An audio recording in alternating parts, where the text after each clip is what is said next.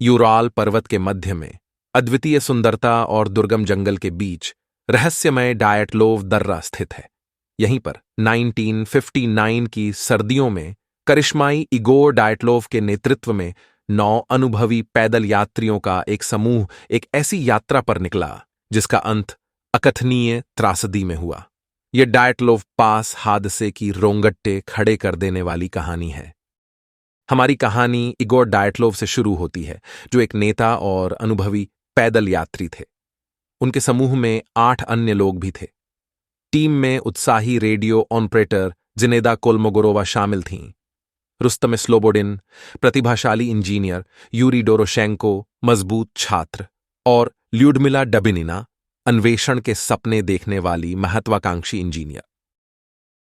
जैसे ही समूह ने खोलत सयाखल या डेड माउंटेन की ढलानों पर शिविर लगाया, एक बर्फीला तूफान उन पर आ गिरा।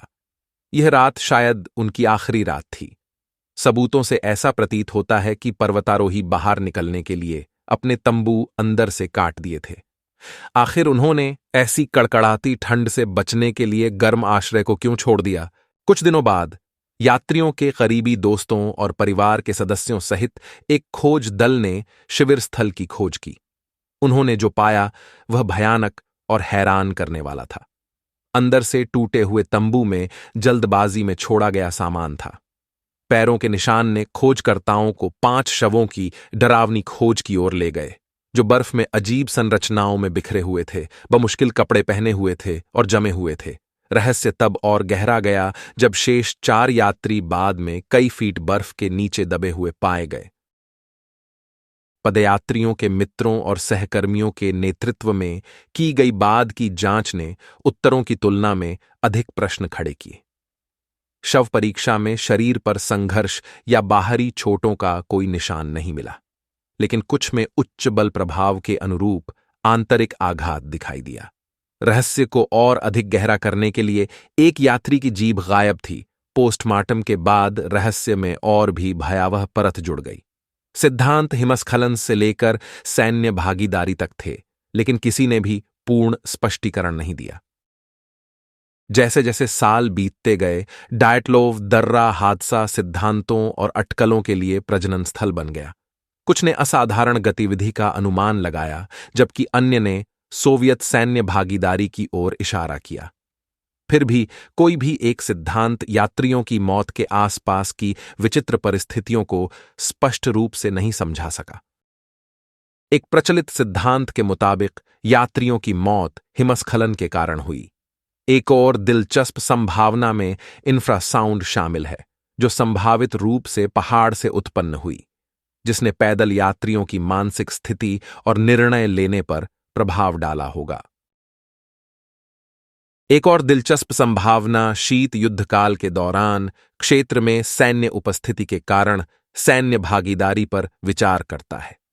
एक चिकित्सा व्याख्या हाइपोथर्मिया के कारण विरोधाभासी कपड़े उतारने के इर्द गिर्द घूमती है। विरोधाभासी कपड़े उतारना गंभीर हाइपोथर्मिया के मामलों में देखी जाने वाली एक घटना है, जहां व्यक्ति खतरनाक रूप से कम शरीर के तापमान की स्थिति में होने के बावजूद अपेक्षा के विपरीत व्यवहार प्रदर्शित करते हैं। गर्मी के लिए कपड़े अपने पास रखने के बजाय वे बेवजह अपने कपड़े उतार देते हैं। हाइपोथर्मिया के शुरुआती चरणों में शरीर ठंड के नुकसान को कम करने के लिए त्वचा की सतह के पास रक्त वाहिकाओं को संकुचित करके प्रतिक्रिया करता है। जैसे जैसे व्यक्ति ठंडा होता जाता है, वाहिका संकुचन और अधिक स्पष्ट हो जाता है। जब कोई व्यक्ति आंतरिक गर्मी उत्पादन या बाहरी सहायता जैसे कारकों के कारण गर्म होना शुरू कर देता है, तो त्वचा के पास रक्त वाहिकाओं का अचानक फैलाव अत्यधिक गर्मी की अनुभूति पैदा कर सकता है। बाहरी रक्त वाहिकाओं के अचानक फैलाव से गर्मी की भ्रामक अनुभूति हो सकती है, खासकर हाथ पैरों में।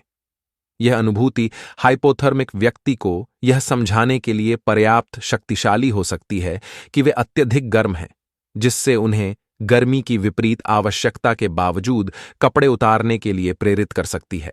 हाइपोथर्मिया व्यक्ति की निर्णय लेने की क्षमता को कम कर सकता है। भ्रम, भटकाव और मानसिक तीक्ष्णता में गिरावट इसके सामान्य लक्षण हैं।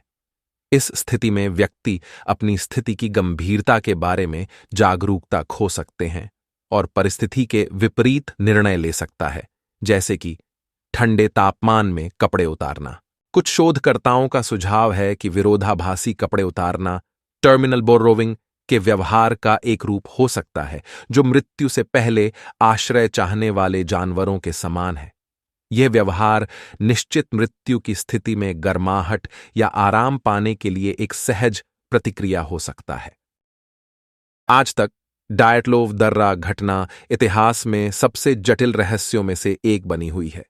यह पर्वत आज भी उन रहस्यों को छुपाए हुई है जो 1959 की ठंडी सर्दियों की रात में घटित हुई थीं।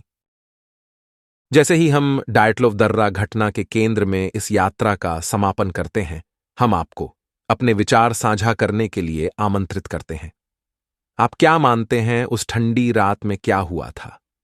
यूराल पर्वत अभी भी फुसफुसाते हैं और इगोर डायटलोव और उनके साहसी साथियों की स्मृति जीवित है।